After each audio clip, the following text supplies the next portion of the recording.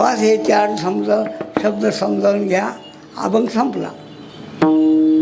पहिला शब्द आहे नटनाट्य. नाटक. नाटकामध्ये नट जी भूमिका करतो त्याच्या वास्तवाशी त्याचा संबंध नसतो. भगवान प्रभू रामचंद्र सीतेच्या वियोगामध्ये वनामध्ये विलाप करत फिरत होते आणि झाडांना आलिंगन देत होते. भगवान शंकर कैलास पर्वतावर बसून गंमत बघत होते आणि काय म्हणायचे, वा क्या प्रभू, बहुत अच्छा, बहुत अच्छा, क्या लीला है, क्या लीला कर रहे है. शेजारी होती सती, दक्षाची मुलगी. काय कौतुक चाललंय कुणाला ठाऊक. मी म्हणते एखाद्याला मानताना त्याचं कॅरेक्टर तर बघावं का नाही. खुशाल झाडाला मिठ्या मारतोय आणि हे म्हणतात क्या लीला आहे, क्या लीला आहे. तुमचं काय डोसकं फिरलंय का काय. भगवान म्हणले, अगं राम नाटक करतोय माझा. नाटक. खुशाल झाडाला आलिंगन देत नाटक कसं, पागल झालाय. भगवंताच्या लक्षात आलं सतीला राम कळाला नाही. सती जाऊन बघून ये. रामाची परीक्षा घेण्यासाठी सती खाली आली आणि सीतेच्या रूपात रामाच्या पुढे उभी राहिली. अपेक्षा काय होती, आपल्याला बघितलं की राम मिठी मारतील आणि आपण पळून जाऊ आणि सांगू आपल्या मालकाला. कसं झालं, सीतेच्या रूपामध्ये सतीला पाहिलं आणि रामाने हात जोडले. आई साहेब इकडं कुठं फिरताय, लेकराची परीक्षा कशाला बघताय, आमचं नाटक चालू आहे. लाजली बरं का. विचारलं बाबाजी कुठं आहेत. लाजली, लाजून गेली. भगवान बघत होते टी व्हीमध्ये काय चाललंय ते. सती परीक्षा घेतलीस का. हो. काय झालं ग. तुमचा राम परीक्षेला उतरला. माझं चुकत होतं, राम तसा नाही. भगवान म्हणले, सती रामाची परीक्षा घेताना तुला लक्षात नाही आलं तुझी परीक्षा झाली. कशी काय, खरं सांग. राम तुला काय म्हणले. राम म्हणले, आई साहेब. भगवान म्हणले, पगले, अगं माझं दैवत जिला आई म्हणतं ती माझी बायको कशी होईल सांग. आजपासून तुझ्या अंगाला मी हात लावत नाही. सतीला दिव्य करावं लागलं. शेवटी तो देह अग्नीमध्ये जाळावा लागला. मग पार्वती. विषय काय, नाटक. म्हणून तुका म्हणे नटधारी,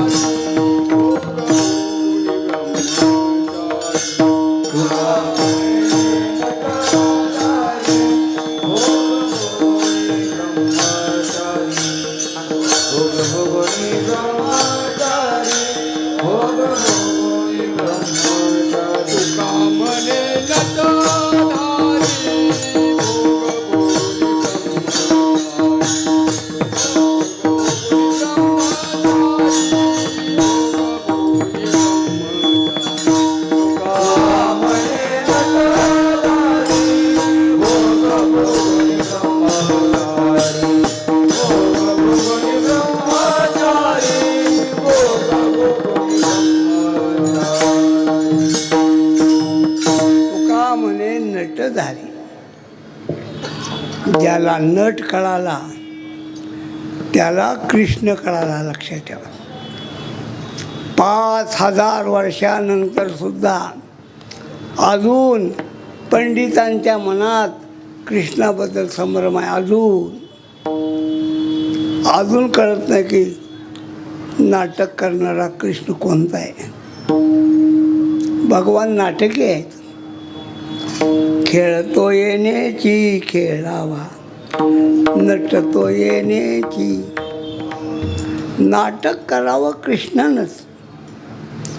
अर्जुन गेला कृष्णाकडं, कृष्णा काही कर, सुभद्रा मला मिळाली पाहिजे. भगवान म्हणले एक मार्ग आहे, तू संन्यासी हो. संन्याशाचं लग्न होतं का हो? तू संन्यासी हो. अर्जुनाला केला संन्यासी आणि सांगितलं वैराग्य दाखव, पैशाला हात लावायचा नाही. बलराम दादाच्या कानावर गेली कीर्ती, कन्हैया अरे कोणी रैवतक पर्वतावर संन्यासी आलाय रे.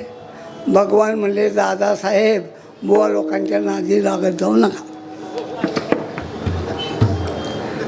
तू कसा काय नास्तिक? आपलं सांगून ठेवलं, पुढचं पुढं तुम्ही. दादा गेले संन्याशाला भेटायला आणि यानं केलं मोबाईल फोन. सांगितलं दादा येत्यात, वैराग्य दाखव. दादासाहेब गेले. दादासाहेबांनी राजघराण्याप्रमाणे नजरानं ठेवला. संन्यासी व्हायचा, नारायण नारायण नारायण. हाय हाय म्हणजे संन्याशीला कडक दिसतो गड्या. ताट उचललं, मग फळं ठेवली आणि सांगितलं महाराज फळं तर घ्याल का? नारायण. आवाज खाली आला. वाटलं असा संन्यासी आपल्या घरी यावा. महाराज तुमच्या चरणाची धूळ आमच्या महालात पडेल का? नारायण नारायण. संन्यासी म्हणला त्याच्यासाठी तर संन्यासी झालो.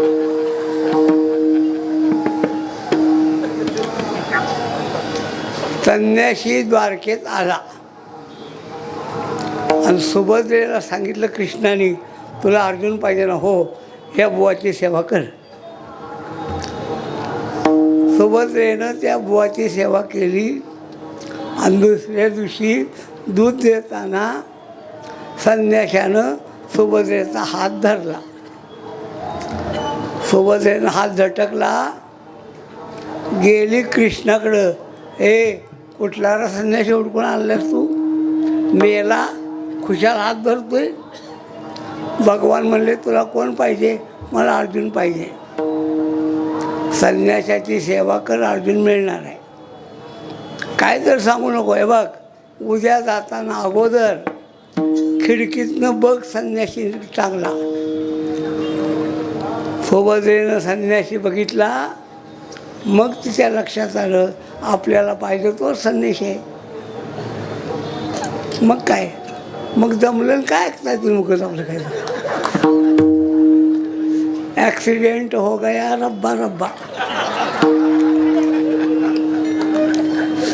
संन्याशानं सुभद्रा रथात घातली, पळवून गेली.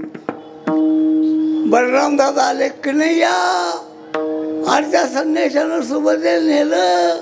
भगवान म्हणले अगोदर सांगितलं होतं बुवा लोकांच्या नादाला लागू नका.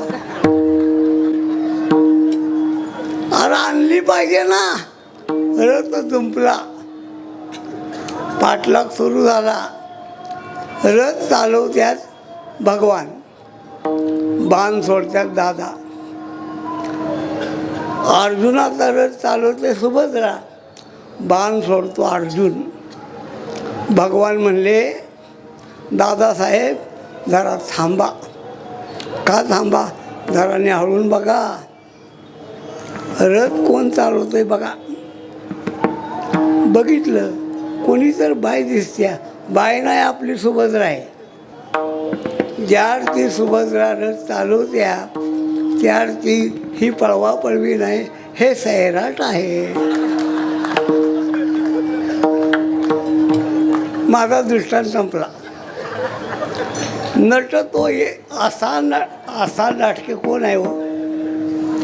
ह्याला सांगतो संन्यासी हो, आणि बलराम दादा सांगतो संन्याशाच्या नादाला लागू नका. संन्यासीत्वा होनी जनी तोरण नेली माझी परी शोभून मी तो दोन्ही एक.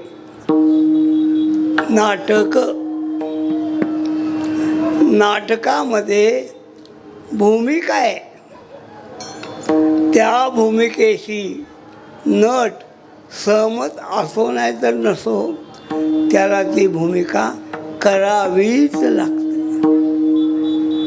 रामायणामध्ये अरुण गोयल सगळ्यांना आवडतोय. अरुण गोयल आला की बाया पाया पडायच्या. रामानंदाच्या रामायणानं भारत पागल केला. पागल. आठवड्याचे बाजार बंद पडले होते.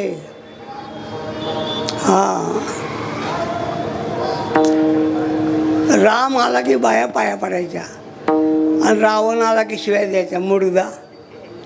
पण त्यांना माहीत नसायचं की मधल्या सुलटीत राम आणि रावण एका टेबलावर बसून चहा पित होते.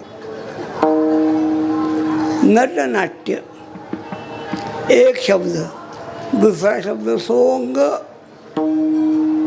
नाटकामध्ये भूमिका आहे, सोंगामध्ये भूमिका नाही. सोंगामध्ये ठरवलंय आज काय व्हायचं, उद्या काय व्हायचं. म्हणून ज्ञानोबा सांगतात, बहुरूप्याच्या रावो राणी स्त्री पुरुष भाव नाही म्हणी, लोकसंपादनी तैसीच करत. सोंगाड्या वेगवेगळी रूपं आणतो. आदल्या दिवशी झाला संन्यासी, दुसरे झाला दरोडेखोर, तिसऱ्या दिवशी झाला राजा, चौथ्या दिवशी झाला भिकारी. त्याचा त्याच्याशी संबंध नसतो.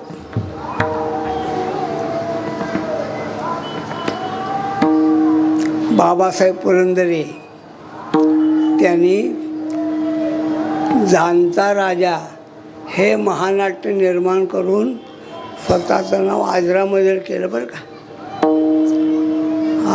पारमार्थिक लोकांसुद्धा बघावं असं नाटक आहे. त्या नाटकामध्ये एका अंकामध्ये जो अफजल खान झाला आहे तो दुसऱ्या अंकामध्ये संभाजी कावजी झाला आहे. अफजल खान मूर्तिभंजक, संभाजी कावजी शिवाजी महाराजांचा सहकारी. नाट्य पंचदशीकारांनी याच्यासाठी 5 प्रकरणं खर्च केल्यात. नाटकदीप, नाटकाचं वेचन 5 प्रकरणामध्ये सांगितले.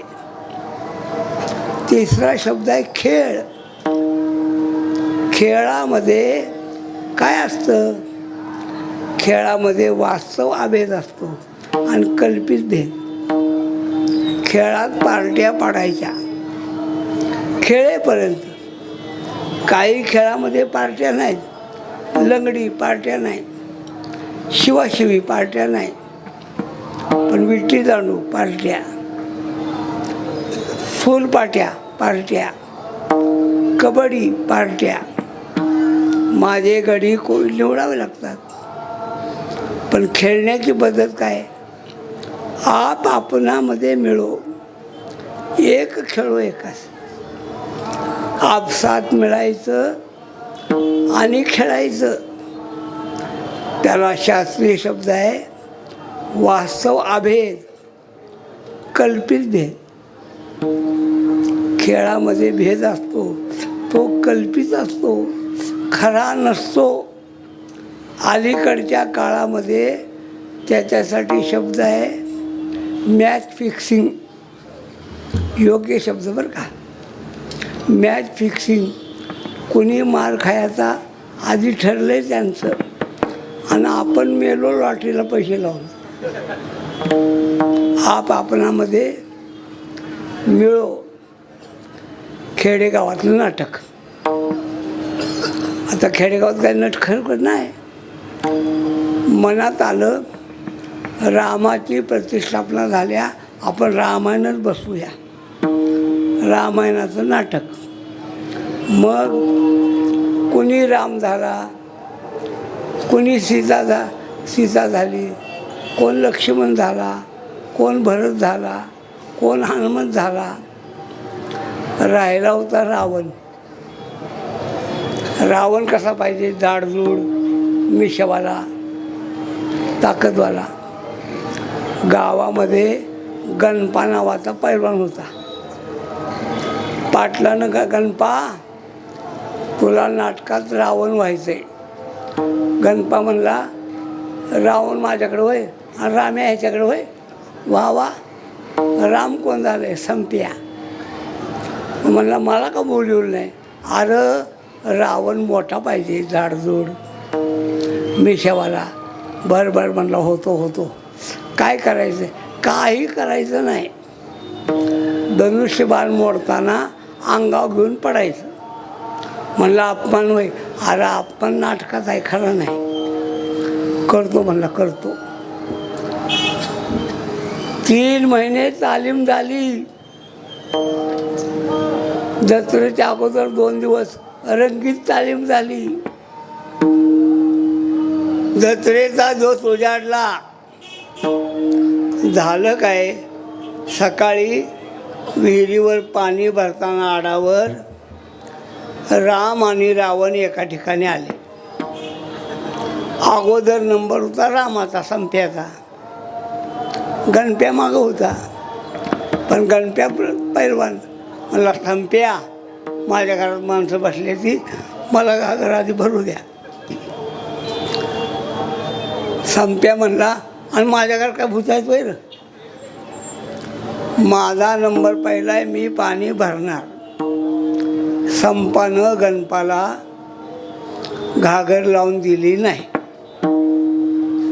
गणपा चिडला. म्हणला तुला संध्याकाळी नाटकात दाखवतो. दाखव म्हणलं, जा. आणि नाटक सुरू झालं. आता मला वाढवायचं नाही. शिवधनुष्य मांडला. जनकानं पण सांगितला. अनेक राजे आले. शेवटी रावण आला. पण रावण रागात होता. सकाळी घागर लावून दिलेलं नाही. आता ते धनुष्य काय खरं होतं होय?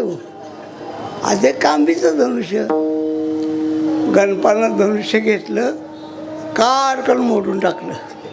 म्हणलं कसं मोडत नाही बघतो. धनुष्य मोडलं आणि श्रोते म्हणले असलं नाटकात कधीच बघितलं नाही. एक पुण्याचा श्रोता म्हणला हे नाटक घटना दुरुस्ती करून लिहिलेलं आहे. आता रावणानं धनुष्य मोडलं आणि राम बघतच बसला घेऊ. राम म्हणला का आपला चान्स गेला. आणि सीता तिनं हातात हार घेतलाय. हो, कुणाला घालायला? रामाला. बरं संप्या राम झाला होता म्हणून तर ती सीता झाली होती.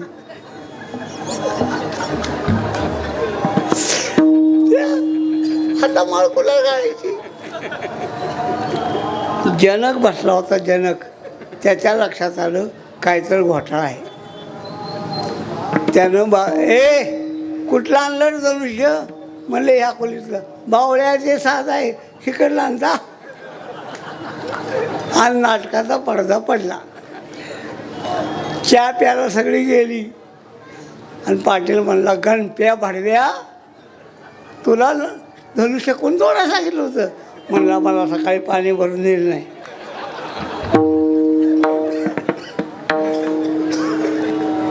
खेळ मांडी येईल.